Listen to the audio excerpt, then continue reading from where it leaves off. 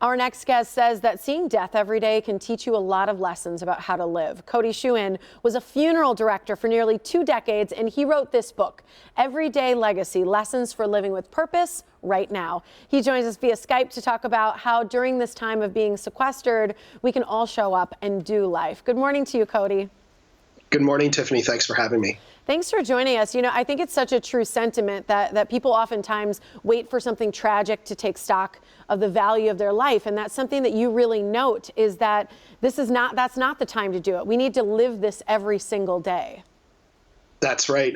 One of the things that my career in funeral service taught me is that everything we're either taught to believe, either consciously or subconsciously, about legacy is that we have it all wrong. We have it out of order. Yes, inevitably, we leave a legacy once we're gone.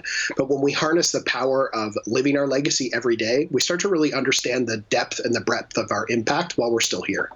I just think it's fascinating. You were a funeral director for over 2 decades because, you know, I think that the empathy overload could be a little intoxicating as somebody in that business. And so I know one of the things that you talk about are these echoes of regret. And it's how you heard people consistently talk about things they wish they had done while the person was alive. Yeah, lots of those messages. I wish I had taken the time to do this, or I wish we had said this more often. And one of the things that I realized through those conversations was that most of the things people were saying were surmountable. They could have gone on that trip. They could have not gone to bed angry. They could have, in fact, said, "I love you," before they went to sleep. And so all of these things we're reminded right now, especially amid this crisis, that we have the power to show up and have that purposeful presence right now, every single day and every single moment, if we choose to. I love that. My mom texts me every morning. She says, "Have a great day. I love you." And I do the same, because even though we can't see each other right now, there's that meaning, and it means so much to be able to connect, at least in the ways that we can. What do you call the ultimate shoulder tap movement? What is that? The shoulder tap. You know, these are these things that exist, and I call it a higher power. Some might call it God or Buddha or Allah, but it's this idea that essentially we are reminded almost constantly throughout our days of things that we should pay attention to. And some might call it God whispering in their ear. I like to call it these shoulder tap moments. And it's these moments when we need to be aware. And I think that COVID-19 is providing us with, if you will, the ultimate shoulder tap. And maybe not a shoulder tap, Tiffany, maybe a shoulder nudge, where it's moving us towards this, finding this peace and calm, even amid the chaos in our own homes with the people that we love, and creating space that maybe before, even a month ago, we found ourselves with not enough time of. I think that's a wonderful. I feel like it's a big nudge. It's not a nudge. It's like a push. It's, you know, saying, "Hey, wake 100%, 100%. Yeah, get out, enjoy, be with nature, wake up a little bit spiritually or personally as well." You know, I think one of the things that people are having a hard time finding is being alone so much and creating their own happiness. We don't have to be a self project, right? But you say we have to be proactive on our happiness. How do we do that?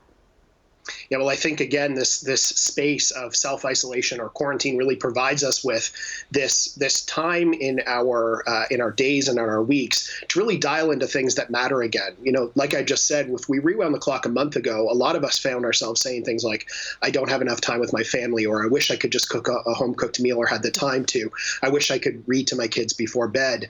And now, all of a sudden, we have this time that is occupying this space that is occupying most of our days. Now, save and except, of course, our frontline health workers who are out there battling on the front lines to keep us safe and keep our communities safe. But most of us can really find these things that maybe we thought were absent not that long ago in our lives to really enrich ourselves right now. And ultimately, those things all amount to this equation of happiness, these things that fill us up. Well, I love that you acknowledge it's not a slow time for everyone. Not all of us are at home. Many of us are continuing to serve on the front lines, like you said, as well. And we have to remember that. But for many of us who are home, it does feel like we're just kind of being lazy at times. And there's almost like this guilt about that. And you say it's okay to be a little bit lazy. It is. It's this reminds me of a story actually when I left my corporate career, which was about 6.5 years ago in funeral service.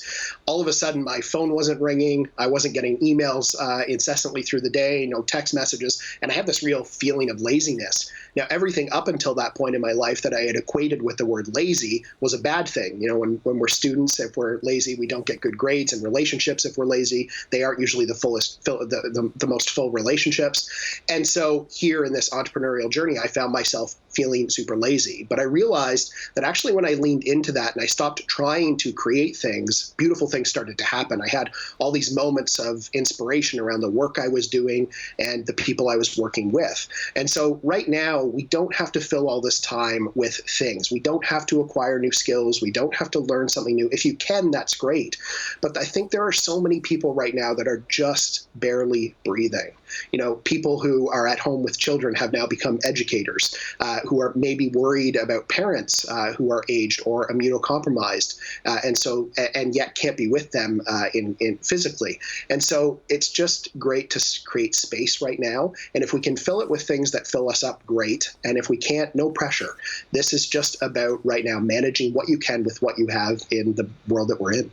Cody, thank you so much for joining us. I love this shift in living, not just leaving a legacy. Thank you so much. Thanks so much, Tiffany. Thanks for having me. Absolutely. The website where you can find the book Everyday Legacy is everydaylegacy.com. You can find Cody on Facebook, Instagram, and Twitter as well.